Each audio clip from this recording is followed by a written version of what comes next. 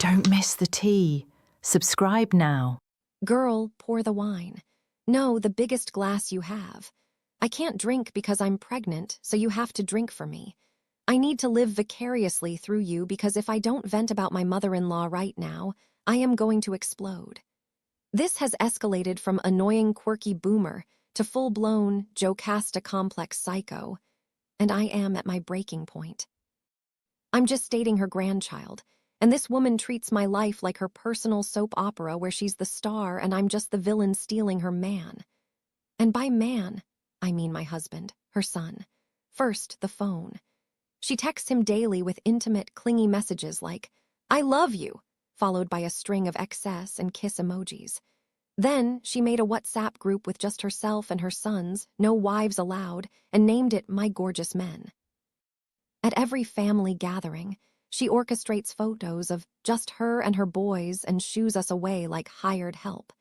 She even makes a custom calendar every year featuring only photos of her clinging to her sons. It's like a shrine to her womb. But honestly, I could deal with the creepy pictures. It's when she started getting physical that I truly started to freak out.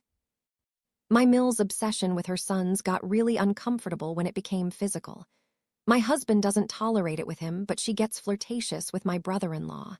She will walk by him and slap his butt. A full-on, playful slap. He's a grown man nearing 40. She organizes dates for just her and him, excluding his wife just to rub it in her face. Then there's the money. At Christmas, she hands us a candle or a $20 gift card, then hands her son's checks for 10 times that amount right in front of us. But here is where it gets dark. During COVID, my husband's stepfather was dying. He had his own sons who wanted to say goodbye, but she stopped them from coming over, claiming safety restrictions. But her sons, they were allowed over to comfort her. She denied a dying man his own children. That is pure evil. She has admitted to liking drama, and with our baby on the way, her behavior has escalated to a whole new level of evil. You won't believe what she suggested we do if we die. My toxic Mill is now trying to plan for our deaths. Before I even got pregnant, she used to do this psychotic thing where she would hold someone's baby and talk through the infant in a high-pitched voice, saying things like, "Oh, grandma's getting so impatient." It was a creepy ventriloquist act to vent frustrations about my uterus. But now that I'm pregnant with her biological grandchild, it's so much worse.